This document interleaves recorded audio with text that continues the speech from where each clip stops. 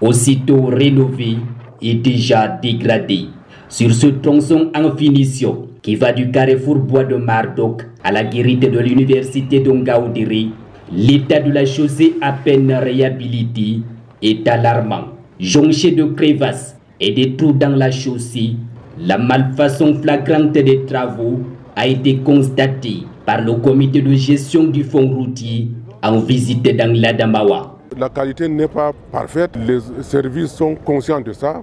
L'entreprise a pris l'engagement de rendre parfait ces travaux-là. Face aux insuffisances constatées, l'entreprise en charge des travaux attribue la responsabilité de l'état de dégradation avancé à l'autorité contractante au motif que le contrat a été passé dans le cadre de l'entretien confortatif. D'après le chef du projet, le marché prévoit des travaux d'entretien et de renforcement de la chaussée.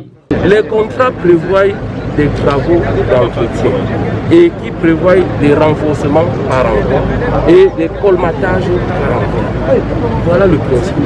Autre obstacle identifié qui plombe l'investissement routier, c'est l'absence des forces vives locales dans la chaîne d'attribution des marchés au moment où le pays est engagé dans le processus de décentralisation. Certains projets sont encore parachutés par le pouvoir de Yaoundé, une situation décriée par les élus locaux.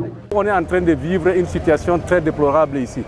Parce que je tiens à souligner ici que nous ne sommes pas souvent associés à ces attributions des marchés, à la maturation de ces projets.